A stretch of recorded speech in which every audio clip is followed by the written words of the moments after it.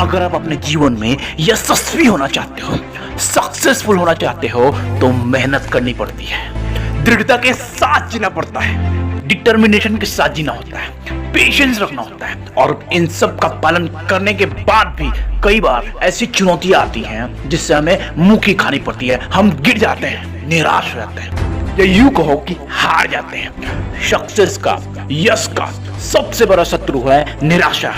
यदि आप हार कर निराश हो जाओगे तो सब कुछ खो बैठोगे।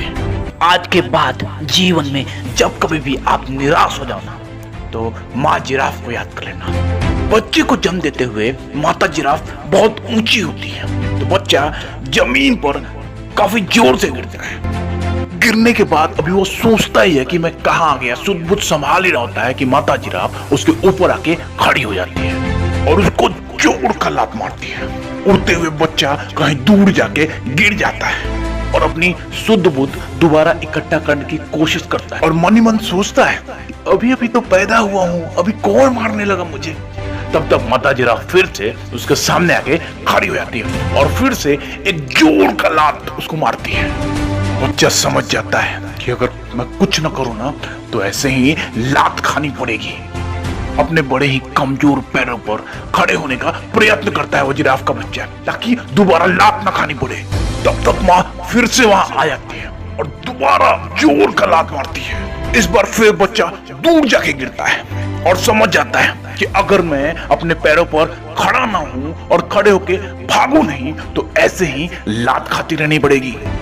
जिराफ का यह बच्चा तेजी से भागने का प्रयत्न करता है और भागने लगता है। कुछ देर बाद तभी माँ वापस से उसके पास आके खड़ी हो जाती है और उसको चूमने लगती है, प्यार करने लगती है, आलिंगन करने लगती है।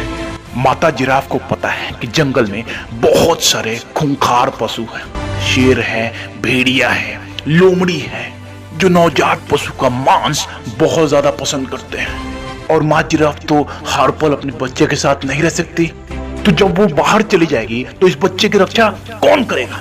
इसीलिए शिशु के जन्म लेते ही सबसे पहले उसे लात मारती है ताकि वो उठना सीखे, फिर दोबारा लात मारती है ताकि उसे वो उठने की क्रिया याद रहे, फिर दोबारा लात मारती है ताकि सिर्फ उठे नहीं, उठकर दौड़ना प्रारंभ करे। ठीक इसी प्रकार हमारे जीवन में भी बहुत सारी चुनौतियां आएंगी, बहुत सारे ऑब्स्टिकल्स आएंगे, हम कई बार फेल होंगे, लेकिन जितनी बार भी आप फेल होते हो उस बच्चे की भांति खड़े रहना सीखो, खड़े रहकर भागना सीखो। अगर हारने के बाद भी आप उठ सकते हो, खड़े रह सकते हो और भाग सकते हो, तो यश, सक्सेस, ये सब आपकी झोली में होंगे और आप सफलता के शिखर पर